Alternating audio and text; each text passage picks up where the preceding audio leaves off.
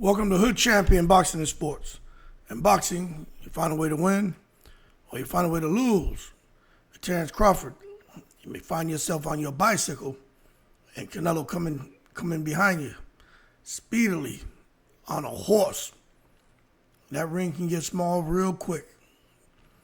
Make sure y'all leave a donation for that fried rice and chicken wings and become a member to the channel. Can Crawford be on his bike for 12 rounds to get a decision when he got Canelo on that horse galloping after him? You know, that's the question that everybody keeps talking about. I tend to think Crawford may hold his ground and try to fight him, but you know, hey, you just don't know.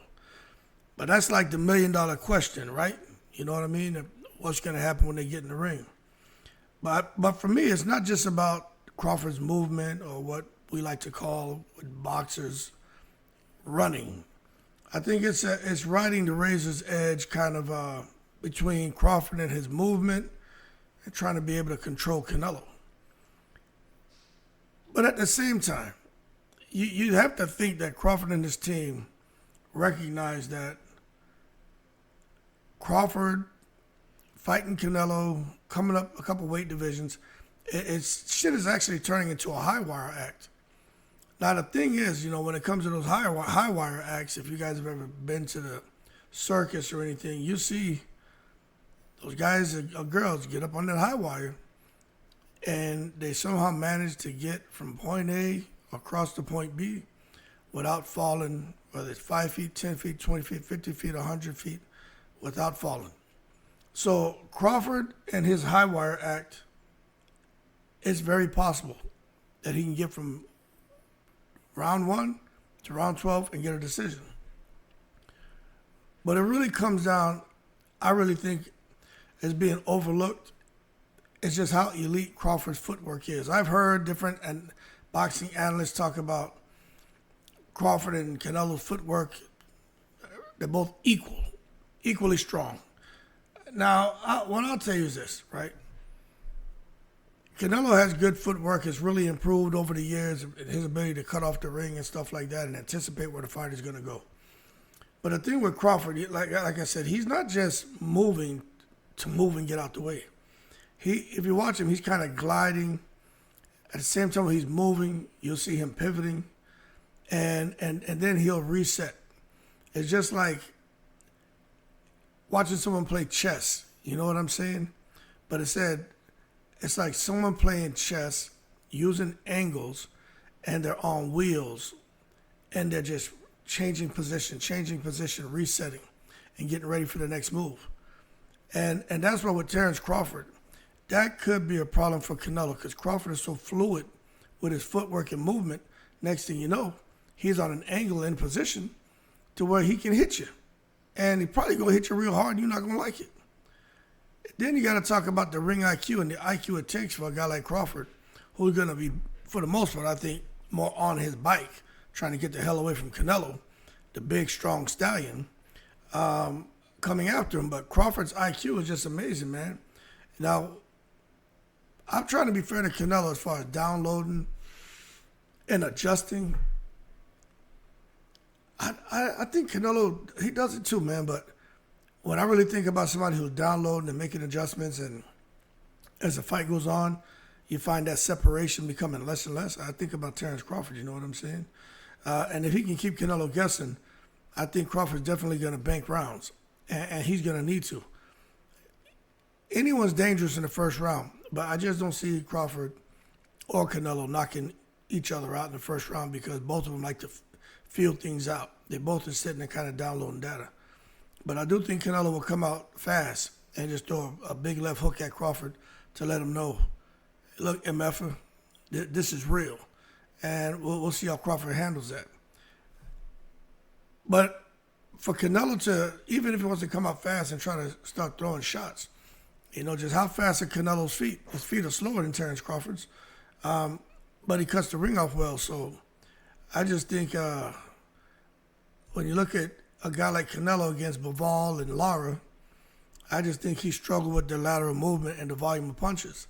I do think Crawford will be able to throw a high volume of punches. We know he uses lateral movement and angles. And I think Canelo could find himself, kind of reliving the Lara Bivol experience. It doesn't mean that Crawford is just going to come in there and just have him dumbfounded and confused. Look, Canelo been in there with everybody. Nothing's going to confuse him. It just may be a little frustration that sets in because maybe he feels like, I'm out here riding this horse. Crawford's on a bike and I can't catch up to this dude. That's because even though Canelo's on that damn horse, Crawford's on a bike, but he knows how to use angles and he knows how to be fluid in his movements. And those feints play a big role too. So is it risky for Crawford to come out here, man, and scrapping with Canelo? Yeah, it's risky, but I'm going to tell you this, man. The one thing the judges like are aggression, and this fight's taking place in Las Vegas. They're both going to have to be aggressive. But if you ask me who's going to be the more aggressive, just me sitting here trying to predict it, I'd have to say Canelo. I can't see Crawford just being overly aggressive and trying to go after Canelo. Maybe after 5 or 6 rounds, but not early in the fight. I just think that'd be a suicide mission. But I tell you what, man, Canelo's pressure and those body shots, I'm telling you, he could end up, although Crawford could be out boxing and looking good, he could come out here stealing rounds. Crawford's fighting Canelo. All Canelo has to do is land about 5 or 6 really hard shots to the body or wherever, every round. And Canelo's probably going to win rounds. You see, that's the thing that sucks about it, because boxing's so subjective. You know what I'm saying? I could come in, you and I could be fighting, and you can whip my ass 2 minutes and 50 seconds of the round. The last 10 seconds I hit you or something, boom, wobble you. My one punch would probably outweigh the 2 minute and 50-second coochie cooing that took place. And it's the last thing the judges see. So I just think when you think about this being risky for Crawford, yeah, it is, because he's fighting Canelo. Canelo's the big dog in the sport, even though I think Turk Al-Sheikh is trying to make Crawford the A side. But still, it's Las Vegas, and the judges have been pretty consistent with making sure wherever there's a little bit of an opportunity to give Canelo the benefit in a round, they do it. In addition to all that, Crawford should know that, and as a result, he and his team, it sounds like they're on top of this. You can't just go in there and run. You can't just be a boxer runner. You know what I'm saying? You got to punch while moving, and Crawford's one of the few fighters who can do that. Lomachenko and Usyk can do it as well. Actually punch while moving, landing clean, sharp counters, and you got to make Canelo pay, because he's not going to let Crawford pull a school where he runs around and Canelo doesn't really go after him the way he could. Canelo's going to be very ambitious with cutting that ring off, putting pressure on Crawford, and going after him. So I just think Crawford has to be very careful to get and end up like a Chavez Jr. against Jake Paul, just looking for the perfect shot and moving, or like Jermell Charlo against Canelo. Like, you can't just come in there and throw a couple punches around and think you're going to win. You have to let your hands go, because I'm telling you, Canelo's going to try to trap him, but when he traps him, Crawford needs to make him pay. You know what I mean? Somebody in this fight has to zap the other opponent's conditioning, which in effect is going to have an adverse effect on their legs, where you can see them getting tired and slowing down. And then, late in the fight, all of a sudden, the shit's getting really ugly for somebody. So, I don't know. Everybody's got an opinion on Crawford, but I just think when you think about Floyd Mayweather and Canelo, the jabs, the feints are going to be critical. Canelo's good with jabs and feints too. Canelo will jab and feint you, or just feint you and see your reaction. And if you have a pattern of when he feints to dip to one way or the other, he will start feinting and then letting his hands go, anticipating you going in that direction. So Crawford got to make sure to not start to follow patterns, and he needs to make sure not to get pinned on the ropes. He needs to spin off. As soon as you feel that those ropes touch you, you need to immediately react, and react by spinning off the ropes and getting the hell out of the danger zone.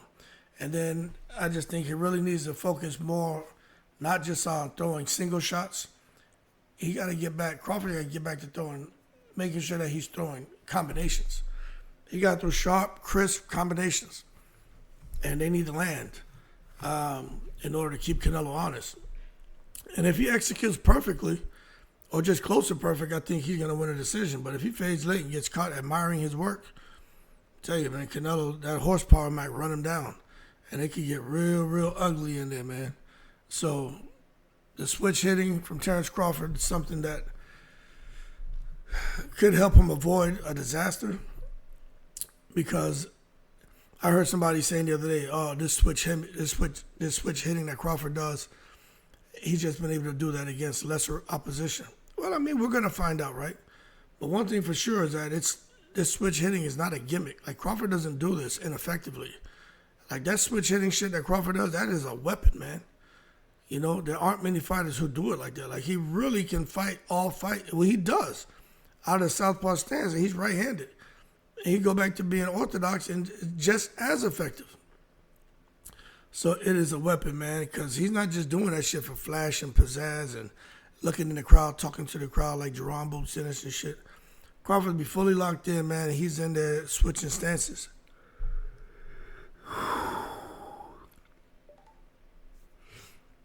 Because he's in there trying to solve problems.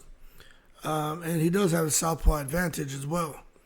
I just think, when these orthodox fighters like Canelo, man, they aren't as comfortable dealing with the southpaw because it's a certain rhythm that Crawford has and most southpaws have. And that lefty stance of Crawford, I just think when you look at it, it just changes up the direction and geometry of the fight.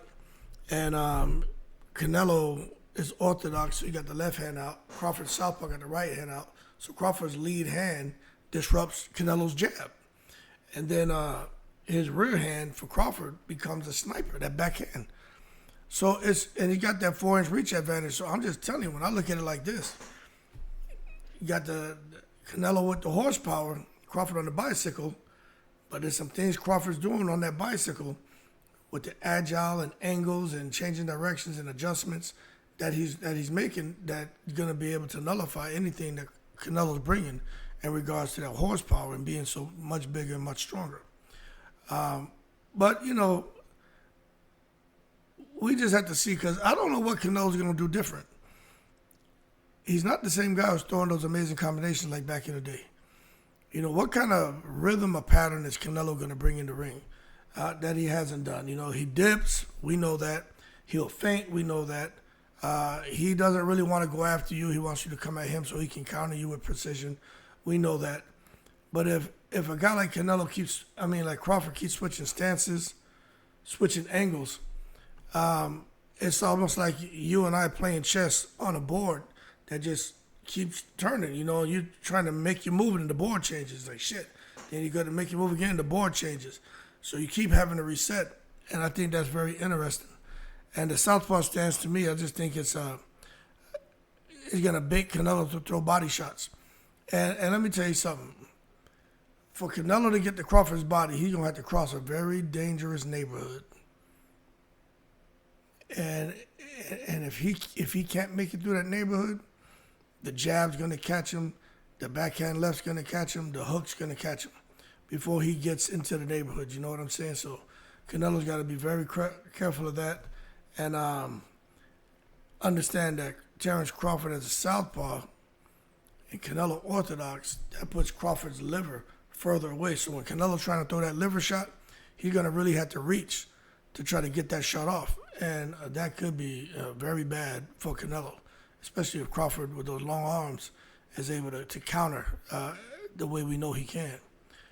But anyway, let's see, because the more I think about it, if Canelo keeps having to reset because of Crawford changing stances, changing angles, whatever, I just think he's going to have to think more than react because he keeps having to reset. And I just think that mental load could slow down his counter punching, his being sharp, his combination punching, slow down him being able to cut the ring off because he's so preoccupied with Crawford changing directions and shit like that. So it's very interesting because Canelo has to figure out a way how to switch traps, because when Crawford is switching, he sets traps. So Canelo has to figure out a way to set traps and recognize when Crawford's baiting him in to walk him into a trap. And I think Canelo can do it, can figure that out. He's been fighting for a long time. But I do think it may be smart for Crawford to maybe start off orthodox, get Canelo kind of into a pattern, then switch southpaw. And I think when he does that, man, it could end up creating not just movement for Terrence Crawford and Canelo, but it could create, with Crawford's movement, some misdirection for Canelo. And that's the last thing he wants, to be in there with Crawford. But at the same time, Crawford don't time it right. All of this switching shit could backfire big time. Like, it can really go wrong. You know, a lot of people going to be in there shouting, Viva El Negro. But if Canelo start landing them Guadalajara and Jalisco bing bings on them, that shit going to be Viva Mexico Cabrones. And Crawford going to be in trouble, man. You know, you see, Canelo doesn't defend against southpaws like he does against orthodox. Even I noticed that, man. Canelo will kind of be a little smarter with how he slips outside the jab. And once he gets outside, he'll throw that uppercut. You know what I'm saying? Or he'll throw that right hook. So Canelo is very, very smart. And I really hope Crawford and his team have paid attention to this to see just how Canelo, in slipping and with his good footwork, he almost seems always in position to punch. And that could be an issue. Then with Crawford, sometimes that jab doesn't have a lot of snap on it.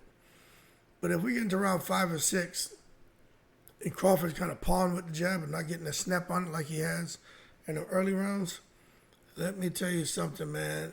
Canelo going to start anticipating him. He's going to start to recognize Crawford's rhythm. And next thing you know, Canelo sets a trap. And all of a sudden, man, Crawford is chest to canvas with his ass in the air looking crazy.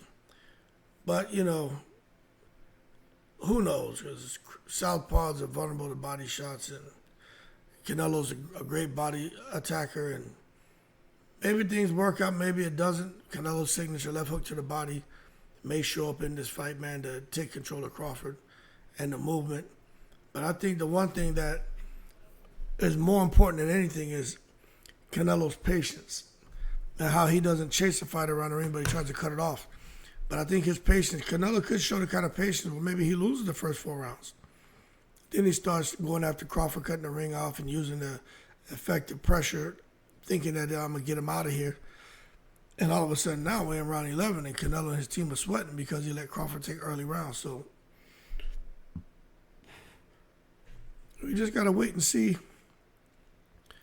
how it plays out, because when Canelo fought Erislan De Lara, he looked like he lost some early rounds, but then he came back with the body work and everything, was able to get a split decision.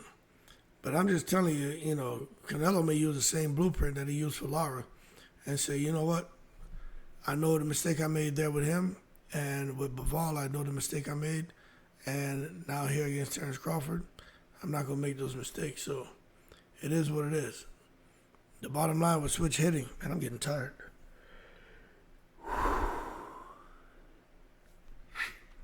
Switch hitting is just like juggling knives, you know what I'm saying? I could juggle 3 tangerines, 3 pool balls, but 4 or 5, I can't do it. And even when doing that, you got to be very careful, you know. But I just think it can be very brilliant when it all comes together. And I think that's what you got with Crawford switch hitting. It's either he doesn't time it right, or he overdoes it, or Canelo picks up on the patterns, and it's like he's juggling knives, or stars line up, everything's effective, and then it's just brilliance that we're going to be saying about how Crawford performed. Anyway, we'll see what the future holds. Crawford's on that bike. Can he avoid, what's his name, Canelo? Basically like a stallion coming after him round after round. You know, I don't know, but I do think that it's very, very interesting. And I can't wait to see how all this works out when they lock eyes like a hawk and lock horns like a bull. Y'all keep cool. I'm in the breeze.